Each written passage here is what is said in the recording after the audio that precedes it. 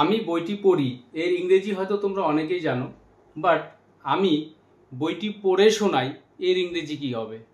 আমি স্নান করি কিন্তু আমি কাউকে স্নান করাই এর ইংরেজি কি হবে? আমি খাই কিন্তু কাউকে খাওয়াই এর ইংরেজি কি হবে? আমি ঘুমাই এর ইংরেজি হয়তো তোমরা জানো, বাট কাউকে ঘুম পাড়ানো এর ইংরেজি কি হবে? তো আজকের ক্লাসে আমরা শিখব এই জাতীয় সেন্টেন্সগুলো কিভাবে তোমরা ইংরেজিতে বলবে। তো খুব গুরুত্বপূর্ণ হতে চলেছে আজকের এই ক্লাসটি। মনোযোগ সহকারে প্রথম থেকে শেষ পর্যন্ত দেখার চেষ্টা করবে, আর নতুন কেউ থাকলে অবশ্যই চ্যানেলটিকে সাবস্ক্রাইব করে রাখবে। তো শুরুতেই যেই সেন্টেন্সটির কথা বললাম যে আমি বইটি পড়ি, তো সিম্পল প্রেজেন্ট টেন্সে রয়েছে সেন্টেন্সটি। এই সেন্টেন্সটাকে আমরা কিভাবে বলবো? I read the book. আমি বইটি পড়ি, বাট আমি বইটি পড়ে শোনাই, অর্থাৎ কাউকে পড়ে শোনানো এর ইংরেজি কি হবে? তো এই সেন্টেন্সটাকে আমরা বলবো I read out the book. আমি বইটি পড়ে শোনাই। তাহলে এই সেন্টেন্সটাকে আমরা যদি এভাবে বলতে চাই, আমি তাকে বইটি পড়ে শোনাই, সেক্ষেত্রে আমরা বলবো I read out the book to him. আমি আমার ঠাকুরদাকে বইটি পড়ে শোনাই, I read out the book to my grandfather. তো এইভাবে তোমরা সেন্টেন্সগুলো তৈরি করবে নিজেদের মতো করে। পরের সেন্টেন্স, আমি স্নান করি এবং আমি স্নান করাই, এই সেন্টেন্স দুটোকে আমরা কিভাবে বলবো? তো আমি স্নান করি, I take a shower. I take a shower, আমি স্নান করি।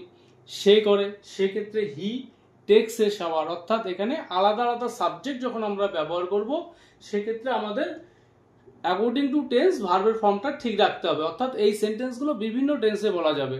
এবার আমি তাকে স্নান করাই এর ইংরেজি কি হবে? তো আমি স্নান করি, আই টেক এ শাওয়ার, বা আমরা বলতে পারি I take a bath. But আমি তাকে স্নান করাই, I give him a shower.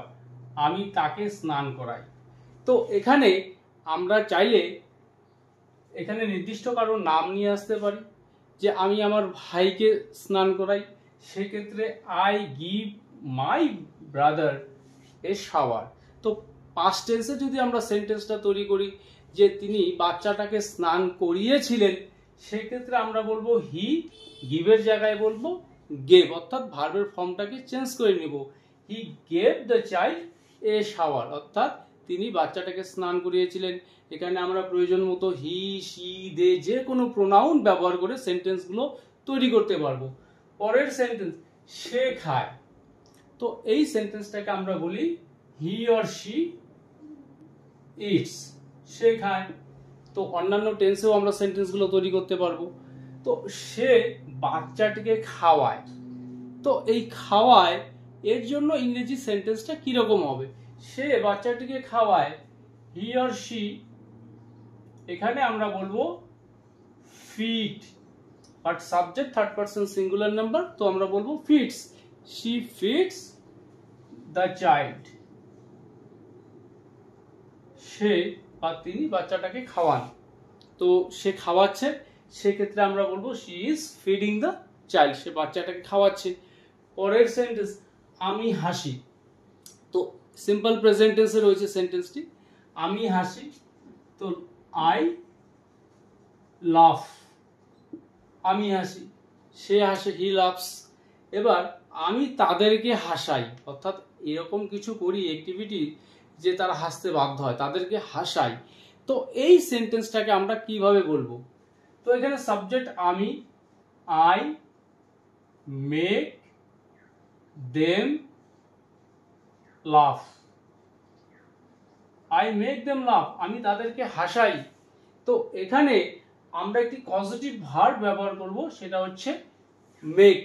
তো আমরা যখন বিভিন্ন টেন্সের সেন্টেন্সগুলো তৈরি করব, অ্যাকর্ডিং টু টেন্স আমরা এই যে ভার্বটি রয়েছে মেক, এই ভার্বের ফর্মটাকে চেঞ্জ করে নিব। তো আমি তাদেরকে হাসাচ্ছি, যদি প্রেজেন্ট কন্টিনিউয়াস টেন্স আমরা সেন্টেন্সটা বলতে চাই সেক্ষেত্রে আই অ্যাম মেকিং দেম লাভ, আমি তাদেরকে হাসাচ্ছি, আমি তাদেরকে হাসিয়েছিলাম, সেক্ষেত্রে আই মেকের জায়গায় বলবো মেড, আই মেড দেম লাভ, আমি তাদেরকে হাসিয়েছিলাম। তো পরের সেন্টেন্স আমি বুঝি, তো এর ইংরেজি বোঝা, ইংরেজি আন্ডারস্ট্যান্ড ভার্ব। তো আমি বুঝি, আই আন্ডারস্ট্যান্ড, আই আন্ডারস্ট্যান্ড, আমি বুঝি, আমি তাদেরকে বোঝাই। তো এক্ষেত্রে আমরা বলবো আই মেক, ঠিক আগের সেন্টেন্সের মতোই এখানে আমরা পজিটিভ ভার্ব নিয়ে আসবো make, I make them understand, I make them understand, আমি তাদেরকে বোঝাই, আমি তাদেরকে বোঝাচ্ছি, সেক্ষেত্রে I am making them understand. তো বিভিন্ন টেন্সেই তোমরা চেষ্টা করবে সেন্টেন্সগুলোকে বলার। তো পরের সেন্টেন্স আমি ঘুমাচ্ছি, তো প্রেজেন্ট কন্টিনিউয়াস টেন্সে রয়েছে, তো এক্ষেত্রে আমরা ব্যবহার করি স্লিপ ভার্ব, ঘুমানো। তো I am sleeping, I am sleeping, আমি ঘুমাচ্ছি, বাট আমি ঘুম পাড়াচ্ছি কাউকে, যেরকমটা আমরা শিশুদেরকে করে থাকি, বাচ্চাদের ঘুম পাড়াই। তো এই ঘুম পাড়ানোর ক্ষেত্রে আমরা কি ভার্ব ব্যবহার করব? এখানে আমরা স্লিপ ভার্বটি ব্যবহার করব না। তো আমি ঘুম পাড়াচ্ছি, তো I am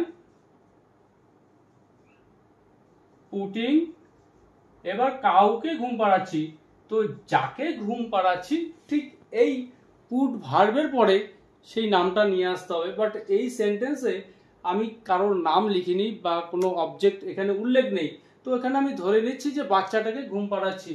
I am putting the child to sleep, I am putting the child to sleep, আমি বাচ্চাটাকে ঘুম পাড়াচ্ছি। তো এই ঘুম পাড়ানোর জন্য আমরা যেটা নিয়ে আসবো verb put to sleep, put to sleep, অর্থাৎ পুটের পরে আমরা যাকে ঘুম পাড়াবো সেই নামটা বা সেই প্রোনাউন আমরা এখানে নিয়ে আসবো। তো আমি তোমাকে ঘুম পাড়াবো, যদি এইভাবে সেন্টেন্সটা বলতে চাই I will put you to sleep, আমি তোমাকে ঘুম পাড়াবো। তো পরের সেন্টেন্স আমি চুল কাটি, মানে নিজেই কাটি, তো এক্ষেত্রে আমরা কাট ভার্বটি ব্যবহার করব, আই কাট হেয়ার, আমি চুল কাটি, বাট আমি চুল কাটাই অর্থাৎ কাউকে দিয়ে কাটাই। তো এই সেন্টেন্সটাকে আমরা কিভাবে বলবো? এই সেন্টেন্সটিও সিম্পল প্রেজেন্ট টেন্সে রয়েছে। তো আই, এখানে আমরা পজিটিভ ভার্ব নিয়ে আসবো get, I get my hair cut, আমি চুল কাটাই অর্থাৎ কাউকে দিয়ে কাটাই। তো এখানে পজিটিভ ভার্ব আগের দুটি সেন্টেন্সের মতো মেক আমরা ব্যবহার করব না, এক্ষেত্রে আমরা করব গেট।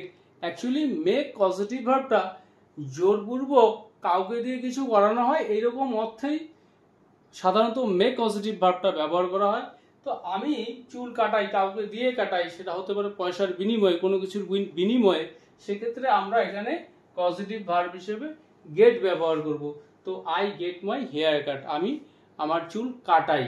তো আজকের ক্লাসে এই যে সেন্টেন্সগুলোর মধ্যে পার্থক্য তোমাদের দেখালাম, তো এই সেন্টেন্সগুলি বুঝতে যদি তোমাদের কোনো প্রকার অসুবিধা হয়ে থাকে, কোনো প্রশ্ন থাকে, তোমরা অবশ্যই কমেন্ট করে জানাবে।